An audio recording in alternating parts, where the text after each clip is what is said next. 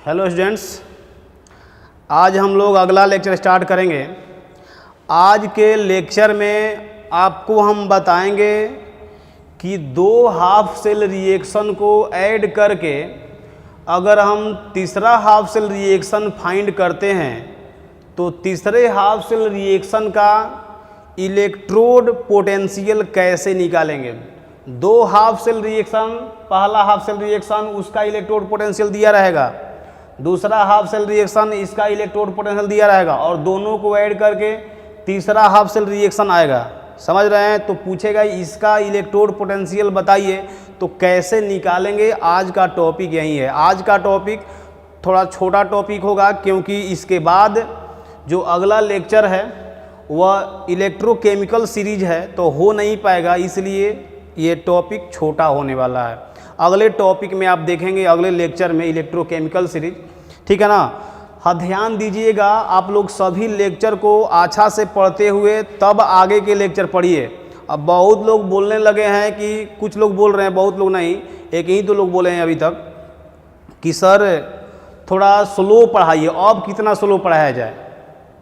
उनका कहना है कि सर टॉपिक कम पढ़ाइए और स्लो पढ़ाइए, दिक्कत हो रहा है समझने में। बस एक लोग क्लेम किए, दो लोग, तो आप कितना स्लो पढ़ाइए, इसका मतलब कि कमी आप में है। आप जो है लेक्चर को बढ़िया से नहीं देख रहे हैं। लेक्चर को अगर कंटिन्यू देखेंगे तो ऐसा होगा ही नहीं कि आपको समझ में नहीं आएगा। अब लेक्चर नंबर 1, 2 देखे नहीं, डायरेक्ट 3 में आ गए तो कहाँ समझ में आएगा। 3, 4 देखे नहीं, 5 में डायरेक्ट टॉप गए हैं, तो ऐसे तो होगा नहीं ना। इसलिए लेक्चर को अच्छा से देखिए और बार बार रिवीजन करते चलिए, क्योंकि आपको पहले स्टार्टिंग में ही हम बोले थे ये चैप्टर ऐसा है कि ये 11th क्लास का पूरा कॉन्सेप्ट मांगेगा आपसे। अगर देने के लिए तैयार हैं तो आपके लिए ये चैप्टर आसान होने वाला इलेक्ट्रोकेमिस्ट्री है, नहीं तो फिर हार्ड होगा। ठीक है, अगर यहाँ केमिस्ट्री तुमको समझ में नहीं आएगा तो दुनिया में कहीं नहीं आएगा। ये बात भी आप लोग कॉपी में नोट कर लेना। चलिए आइए हम चलते हैं यहाँ पर।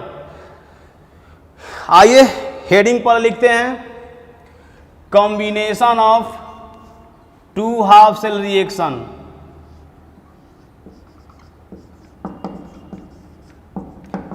Combination of two half cell reaction to give other half cell reaction. Combination of two half cell reaction to give other half cell reaction. ध्यान देते रहिएगा, अभी से समझिएगा। यहाँ पर बात समझ में आ रही है। दो हाफ सेल रिएक्शन को ऐड करके तीसरा हाफ सेल रिएक्शन हम निकालेंगे, तो उसका इलेक्ट्रोड पोटेंशियल हम कैसे निकाला जाता है यही बताएंगे आज। ध्यान देना यहाँ पर। चलिए, पहला हाफ सेल रिएक्शन, कॉपर 2+ है, एक इलेक्ट्रॉन का ये गेन किया तो एक इलेक्ट्रॉन, तो एक प्लस इसका खत्म हो जाएगा, तो एक प्लस यहाँ बच जाएगा। इतना तो समझ में आ रहा है ना। अरे इलेक्ट्रॉन पर माइनस है, तो जब एक इलेक्ट्रॉन ऐड होगा तो एक प्लस खत्म कर देगा। ठीक है, इसका इलेक्ट्रोड पोटेंशियल ध्यान देना, इसका इलेक्ट्रोड पोटेंशियल E1 है। ठीक है, gives free energy, lecture number 7 में पढ़ा दिए हैं। गिव्स फ्री एनर्जी पहला रिएक्शन है, तो इसका डेल्टा G1 कर देते हैं। ठीक है, बोलो डेल्टा G1 इक्वल टू, कल के क्लास में यानी लेक्चर नंबर 7 में हुआ था, -N1F और इलेक्ट्रोड पोटेंशियल E1 है तो E1 रख देंगे। यहाँ तक तो क्लियर है। डेल्टा G कल बताए थे कि डेल्टा G इक्वल टू होता है -NF और E सेल बोले थे, भूल गए? हुआ था नहीं थे? तो ये इलेक्ट्रोड E1 है तो यहाँ E1 रख दिए E के जगह पर। ठीक, आइए यहाँ हो गया। अब देखो क्या कर रहा है अगला स्टेप। ये कॉपर प्लस है ना, तो सेकेंड स्टेप में कॉपर प्लस फिर एक और इलेक्ट्रॉन को ऐड करेगा। तो जब एक इलेक्ट्रॉन ऐड करेगा तो क्या होगा, ये कॉपर हो जाएगा। इसका इलेक्ट्रोड पोटेंशियल दिया हुआ है E2। इसके बाद ध्यान दीजिएगा यहाँ पर delta G2 equal to minus, और इसके लिए N2, N समझ में आ रहा है क्या है? लॉस गेन इलेक्ट्रॉन है, तो इलेक्ट्रॉन का इसमें भी 1 है, इसमें भी 1 है, तो इसके लिए हम N2 रख दिए। यहाँ पर ये F और E2 कर देंगे इलेक्ट्रोड पोटेंशियल। ठीक है, चलो इसके बाद देखो दोनों को ऐड करो, तो जब दोनों को हम पहला हाफ सेल रिएक्शन दूसरा हाफ सेल रिएक्शन दोनों को जोड़ेंगे तो ये कॉपर प्लस और ये कॉपर प्लस खत्म हो जाएगा। इधर क्या बचेगा, तो इस साइड बचेगा कॉपर पर 2 प्लस एक इलेक्ट्रॉन कितना 2 इलेक्ट्रॉन, ये कैंसिल हो गया है, तो इधर क्या बचेगा कॉपर। देखिए तो दोनों को जोड़ने पर ये आ रहा है। तो आपसे अगर पूछा जाए कि इसका इलेक्ट्रोड पोटेंशियल E3 क्या होगा, इसका इलेक्ट्रोड पोटेंशियल बताइए। ठीक है, तो आप कहेंगे सर इतना इजी क्वेश्चन है, इस रिएक्शन का इलेक्ट्रोड पोटेंशियल E1 है, इस रिएक्शन का इलेक्ट्रोड पोटेंशियल E2 है, तो दोनों को जोड़ने के बाद ये आ रहा है। तो आप क्या समझ रहे, इसका क्या पूछ रहे हैं E3 कितना होगा, तो इसमें दिक्कत है। आप कहेंगे कि E3 equal to E1 plus E2 होगा, और जैसे ही लिखेंगे ये गलत हो जाएगा। यही तो आज बताना है आपको, यही आज के क्लास में बताना है कि 2 हाफ सेल रिएक्शन को ऐड करके अगर तीसरा हाफ सेल रिएक्शन को हम फाइंड करते हैं तो इलेक्ट्रोड पोटेंशियल को कहीं मत जोड़ देना। अगर पूछेगा इसका इलेक्ट्रोड पोटेंशियल बताइए और आप जोड़ देंगे E1 प्लस E2, महा रॉन्ग होगा। समझ रहे हो। तो अब सवाल ये उठता है कि हम क्यों नहीं जोड़ सकते हैं। अगर जोड़ नहीं सकते हैं तो फिर दूसरा मेथड बताइए कि हम कैसे इसका इलेक्ट्रोड पोटेंशियल निकालेंगे। यही ना, ध्यान दीजिएगा, आपको हम बताएंगे अगले पॉइंट में कि इलेक्ट्रोड पोटेंशियल को हम जोड़ नहीं सकते हैं, ऐड नहीं कर सकते हैं, क्योंकि इलेक्ट्रोड पोटेंशियल इंटेंसिव प्रॉपर्टी होता है। अब इंटेंसिव प्रॉपर्टी आप लोग पूछेंगे क्या होता है, नहीं थर्मोडायनेमिक्स में था ये अभी। तो इंटेंसिव प्रॉपर्टी होता है इलेक्ट्रोड पोटेंशियल, इसलिए हम इसको ऐड नहीं कर सकते हैं। अब सवाल ये है कि इंटेंसिव प्रॉपर्टी होता क्या है और कैसे हम इसका इलेक्ट्रोड पोटेंशियल E3 निकालेंगे।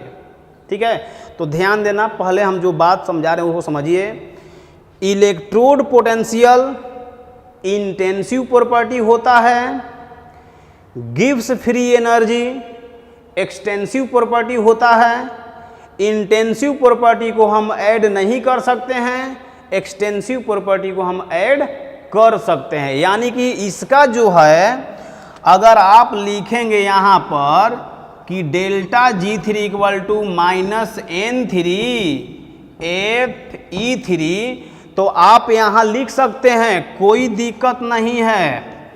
डेल्टा G3 इक्वल टू आप यहाँ लिख देंगे delta G1 plus delta G2। यहाँ पर ये सही है लेकिन ये गलत है, इसको हम नहीं जोड़ सकते हैं। क्यों, ये है इंटेंसिव प्रॉपर्टी और ये है एक्सटेंसिव प्रॉपर्टी। तो एक्सटेंसिव प्रॉपर्टी को जोड़ सकते हैं, इंटेंसिव को नहीं जोड़ सकते हैं। अब सवाल ये है इंटेंसिव प्रॉपर्टी क्या होता है और एक्सटेंसिव प्रॉपर्टी क्या होता है। तो पहले आप लोग इसको जल्दी से स्क्रीनशॉट लीजिए।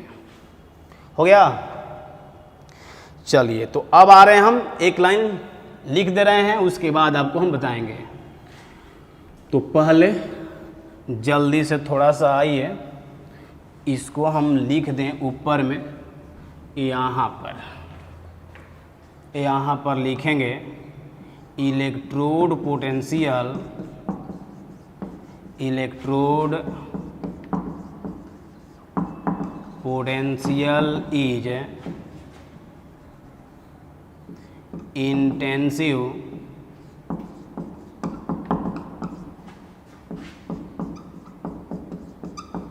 Intensive property, electrode potential is intensive property, so it can not be added, so it can not be added. ठीक है, इसके बाद ध्यान दीजिएगा, इसको मिटा देना। इसके बाद नेक्स्ट जो पॉइंट है वह नेक्स्ट पॉइंट है गिव्स फ्री एनर्जी। ध्यान देते रहना, gives free energy is extensive property. ठीक है, ये एक्सटेंसिव प्रॉपर्टी है और ये क्या है, इंटेंसिव प्रॉपर्टी है। अब सवाल दोनों में उठेगा, ये कहते किसको हैं, तो आइए हम दोनों को पहले यहाँ लिख देते हैं। ये दोनों थर्मोडायनेमिक्स अगर आप लोग पढ़े होंगे तो ये मिला होगा, इंटेंसिव प्रॉपर्टी। ठीक है, और यहाँ पर हम लिखेंगे एक्सटेंसिव प्रॉपर्टी। ध्यान दीजिएगा, यहाँ पर स्टार्टिंग में क्या है, इन है, तो यहाँ पर याद रखने का तरीका यही है, इंडिपेंडेंट ऑफ मास। देख लीजिएगा दोनों में इन कॉमन है, इन है, इन है, तो याद रखने का तरीका है इंडिपेंडेंट ऑफ मास। कहने का मतलब कि वैसा प्रॉपर्टी जो मास पर डिपेंड नहीं करता है, वैसे प्रॉपर्टी को हम इंटेंसिव प्रॉपर्टी बोलते हैं। मास पर डिपेंड नहीं करेगा। जैसे मान लीजिए कि आपको इतना बड़ा एक छड़ दिया गया है, ठीक है, इस छड़ को क्या किया गया, दो टुकड़ों में तोड़ दिया गया। इस छड़ को क्या कीजिए, 2 हाफ में डिवाइड कर दीजिए। ठीक है, अब इसका डेंसिटी बताओ कितना है डेंसिटी, और इसका बताओ कि कितना डेंसिटी है। तो अगर आपसे कह दिया जाएगा कि इसका डेंसिटी और इसका डेंसिटी बताइए, तो आप क्या करेंगे, इसका डेंसिटी और इसका डेंसिटी दोनों को ऐड कर देंगे। अरे भाई, इतना इसका जितना डेंसिटी होगा उतना ही ना इसका डेंसिटी होगा। अब मान लीजिए यहाँ पर एक सॉल्यूशन बनाए हैं, इस सॉल्यूशन का मोलारिटी, चलिए सॉल्यूशन का मोलारिटी मान लेते हैं 2.5 है। ठीक है, ये सॉल्यूशन का मोलारिटी 0.5 है। अब क्या करो, इसमें से थोड़ा सा सॉल्यूशन को बाहर करो, तो थोड़ा सा सॉल्यूशन बाहर करेंगे। चलिए थोड़ा सा सॉल्यूशन बाहर कर दिए, तो आपसे पूछा जाएगा कि इस थोड़ा सा जो सॉल्यूशन निकाले हैं इसका मोलारिटी कितना होगा, उतना ही होगा, 0.5 ही होगा। समझ रहे हैं, यानी कहने का मतलब कि जो कंसंट्रेशन है, मोलारिटी, क्या वह अमाउंट पर डिपेंड किया, अमाउंट पर डिपेंड नहीं ना किया। तो कंसंट्रेशन जो वर्ड है वह कैसा है, इंटेंसिव प्रॉपर्टी है। डेंसिटी कैसा है, वह भी इंटेंसिव है, क्योंकि वह मास पर डिपेंड नहीं करता है, मास पर डिपेंड नहीं करेगा। मान लो कि ये बड़ा सा छड़ था, तो इसका डेंसिटी इतना, यहाँ पर लो उतना ही रहेगा, बीच में कहीं पर लो इतना ही होगा, बीच में कहीं पर लो उतना ही होगा। समझ रहे हो, यानी कि डेंसिटी मास पर डिपेंड नहीं करता है। तो हमको कहने का मतलब यही है कि जो मास पर डिपेंड नहीं करता है वैसे प्रॉपर्टी को इंटेंसिव प्रॉपर्टी कहते हैं, और इंटेंसिव प्रॉपर्टी को हम ऐड नहीं कर सकते हैं। बात समझ में आई, क्लियर है? तो आइए इसको जल्दी से हम समझ तो लिए हैं। अब एक लाइन है कि कैसे निकालेंगे। यहाँ एक्सटेंसिव बच गया है, तो यहाँ आप लिखेंगे, यहाँ पर डिपेंडेंट ऑफ मास। जो मास पर डिपेंड करेगा, तो मास पर तो बहुत सारा डिपेंड करता है, समझ रहे हैं, वॉल्यूम भी डिपेंड करेगा मास पर ही। तो इसको आप जल्दी से दोनों को स्क्रीनशॉट लीजिए, उसके बाद हम एक्सटेंसिव प्रॉपर्टी को जोड़ सकते हैं ना। हम आज का टॉपिक क्या पढ़ रहे हैं कि 2 हाफ सेल रिएक्शन को जोड़ के तीसरा हाफ सेल रिएक्शन जो हमको मिल रहा है उसका इलेक्ट्रोड पोटेंशियल कैसे निकालेंगे। तो इसको जल्दी से कीजिए। इसके बाद हम गिव्स फ्री एनर्जी क्या है, एक्सटेंसिव, तो इसको तो ऐड कर सकते हैं ना, तो इसको हम ऐड करके देखिएगा कैसे हम निकालेंगे। पहले इसको जल्दी से प्रिंट करो, हो गया। चलिए हो गया। तो माइंड आप लोग यहीं रखेंगे, नहीं तो फिर दिक्कत हो जाएगा, समझे? नहीं समझे? अब नहीं समझे तो हम क्या कर सकते हैं, इसमें आपकी गलती है। आइए चलते हैं यहाँ पर, ध्यान दो।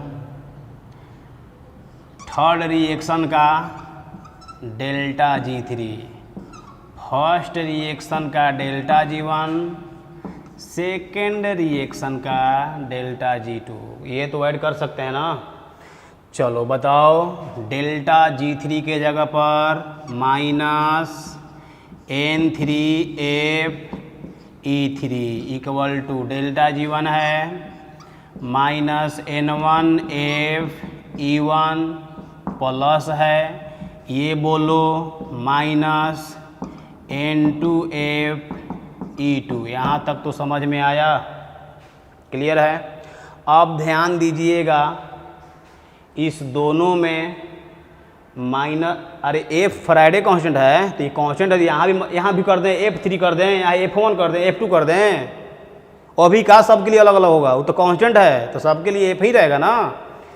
तो इसमें देखो लो माइनस F और यहाँ भी माइनस F, तो इसमें से क्या करो, माइनस F को बाहर करो, तो इसमें से भी माइनस F, इसमें से दोनों कॉमन कर लिए और ये माइनस F कैंसिल हो जाएगा। तो बताओ कि जब माइनस F, इसका भी माइनस F कॉमन कर दिए हैं तो कट जाएगा ना। तो बोलो तो यहाँ पर क्या बचेगा, तो यहाँ बचेगा N3E3, बोलो N1E1 प्लस बोलो N2E2 बचेगा। क्लियर यहाँ तक हुआ? बोलो E3 इक्वल टू क्या होगा, तो E3 इक्वल टू होगा N1E1 प्लस N2E2 बाई बोलो N3। क्या कोई दिक्कत है इसमें, समझे? अब देखिए ये तो समझ में आ गया। अब एक कंडीशन है, एक कंडीशन अगर मान लीजिए किसी क्वेश्चन में दिया हो कि N1 बराबर N2 अब बराबर N3 है, मतलब कि रिएक्शन में ये जो इलेक्ट्रॉन है लॉस गेन वह सब क्या है, इक्वल है।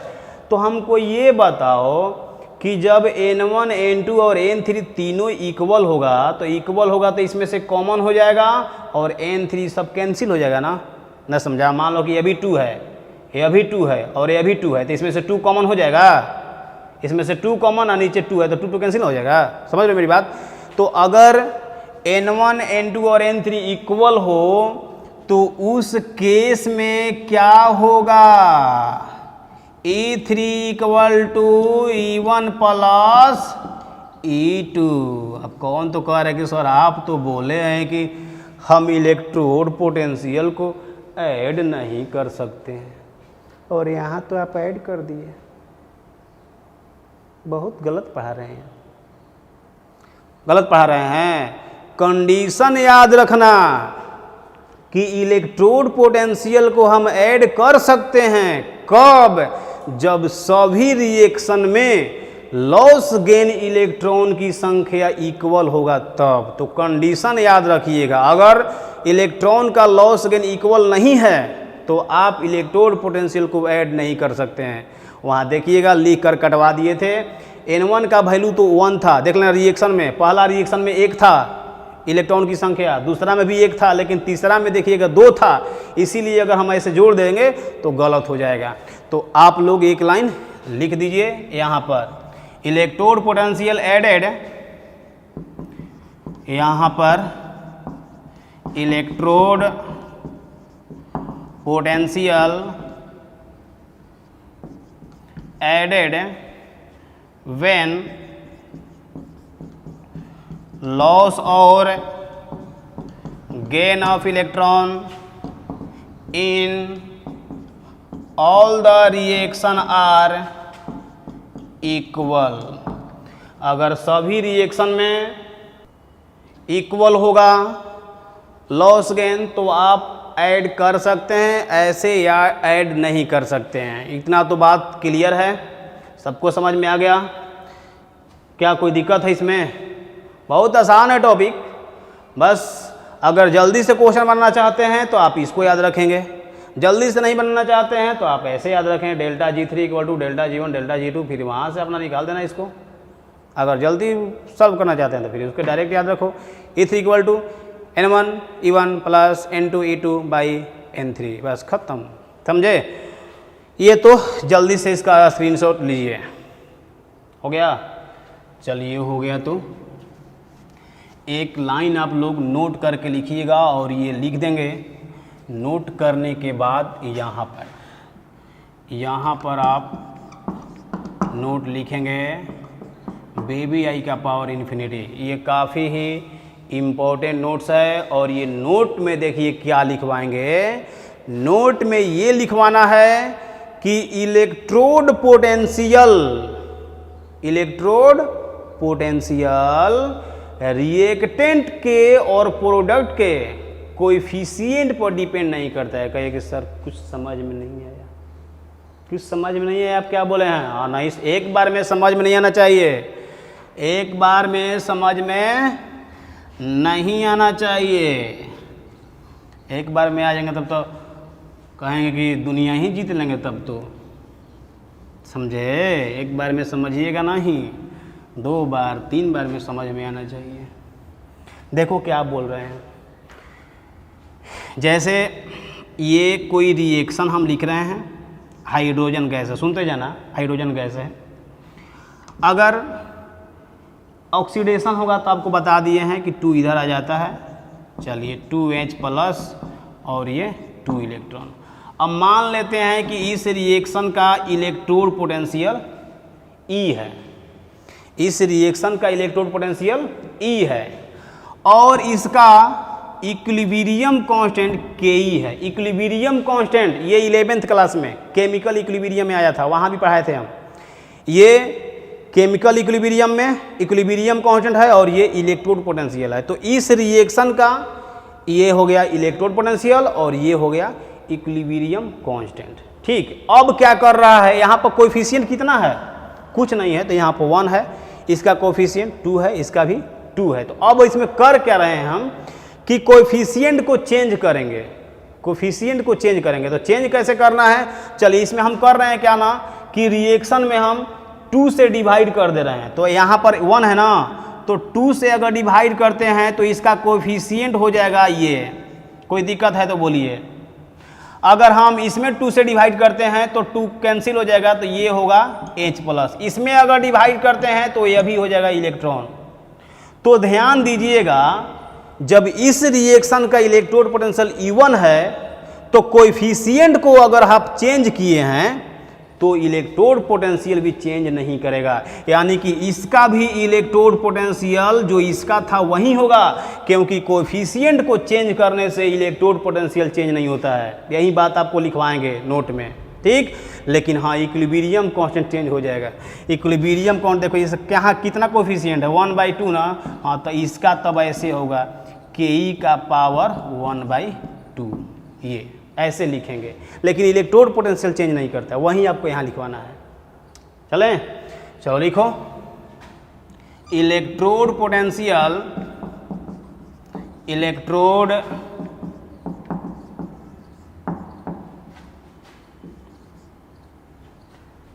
Potential do not depend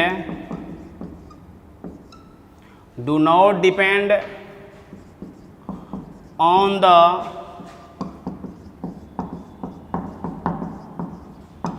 coefficient of reactant और प्रोडक्ट, ठीक है। तो आप लोग जल्दी से इसको लिख लीजिए। इसके बाद एक क्वेश्चन है, उस क्वेश्चन को आप देखेंगे, ठीक है। तो जल्दी से इसको प्रिंट कीजिए और क्वेश्चन को लिखिए। तो आइए देखिए, ये क्वेश्चन है। पहले क्वेश्चन को ठीक से पढ़ते हैं। कह रहा है कि गिवन डैट, गिवन आपको दिया हुआ है Fe3+ है, एक इलेक्ट्रॉन का गेन किया, तो जब एक इलेक्ट्रॉन गेन करे 1+ इसका खत्म हो गया, 2+ हो गया। इसका देखिए इस बार स्टैंडर्ड दिया हुआ है, घबराने की बात नहीं है। स्टैंडर्ड मतलब भूत नहीं होता है, स्टैंडर्ड मतलब वो स्टैंडर्ड कंडीशन में है, इसीलिए इलेक्ट्रोड पोटेंशियल की जगह पर क्या कर दिया, स्टैंडर्ड कर दिया, कुछ नहीं, बाकी सब कुछ वही है, केवल स्टैंडर्ड कंडीशन में है। तो इसका दिया है 0.77 वोल्ट। फिर क्या किया, 2+ है, 2 इलेक्ट्रॉन इस बार दिया इसको, तो 2+ दिया, ये 2 इलेक्ट्रॉन दिया, 2+ इसका खत्म हो गया, ये इसका दिया हुआ है स्टैंडर्ड इलेक्ट्रोड पोटेंशियल। अब क्या कह रहा है, क्या, calculate the standard electrode potential of the following half cell. अब इसका पूछ रहा है, तो पहले चेक कर लेना कि यह रिएक्शन कहीं दोनों को ऐड करने के बाद तो नहीं आ रहा है, और ऐड करने के बाद ही आएगा। देखिएगा, इसको और इसको ऐड करो, तो ऐड करेंगे, देखिए Fe पर 2+ है, Fe पर 2+, ये कट जाएगा क्रॉस, ये कम खत्म, तो इधर क्या बचेगा, Fe3+ बचेगा, 2 इलेक्ट्रॉन और 1 इलेक्ट्रॉन, कितना, 3 इलेक्ट्रॉन। अब आएंगे इधर क्या बचेगा, ये तो खत्म हो गया, तो क्या बचेगा Fe, मतलब दोनों को ऐड करने के बाद ये आ रहा है ना।